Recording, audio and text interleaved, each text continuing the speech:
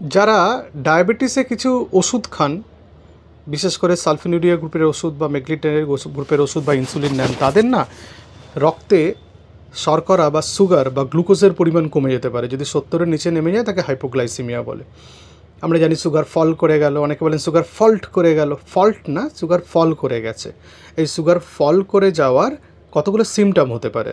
আপনার খুব ক্লান্তি লাগতে পারে, আপনার খুব খিদে পেতে পারে, আপনার ঘাম দিতে পারে, হাত পা কাঁপতে পারে, বুক ধড়ফড় করতে পারে, হৃদস্পন্দনের গতি বেড়ে যেতে পারে, খুব আচ্ছন্ন কেউ হয়ে পড়তে পারেন, কেউ কোমায় চলে যেতে পারেন, কেউ অজ্ঞান হয়ে যেতে পারেন, কেউ ইররিলেভেন্ট টক্স মানে ভুলভাল কথা বলছেন সেটাও হতে পারে।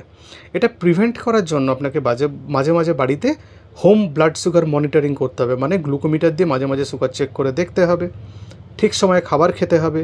সুগার যদি দিনের কোনো পার্টিকুলার টাইমে কমে যায় বা টেন্ডেন্সি থাকে, তাহলে তার আগে কিছু খাবার খেয়ে নিতে হবে যদি সেটা আপনার জানা থাকে। এবং আপনার যদি রেকারেন্ট বা বারবার হাইপোগ্লাইসিমিয়া হয়, তাহলে আপনাকে সুগারের ওষুধ পরিবর্তন করতে হবে এবং ডোজ ঠিক করতে হবে। হাইপোগ্লাইসিমিয়া কখনো কখনো জীবনহানির সম্ভাবনা তৈরি হয় হাইপোগ্লাইসিমিয়াতে, মানে কখনো কখনো রিস্ক তৈরি হয়, প্রাণ সংশয় তৈরি হয়। সেজন্য হাইপোগ্লাইসিমিয়াকে হালকাভাবে দেখা উচিত নয়। যদি হাইপোগ্লাইসিমিয়া হয় তাহলে আপনার ডাক্তারবাবুর সঙ্গে যোগাযোগ করবেন এবং ওষুধের ডোজ সেই মতো ঠিক করবেন।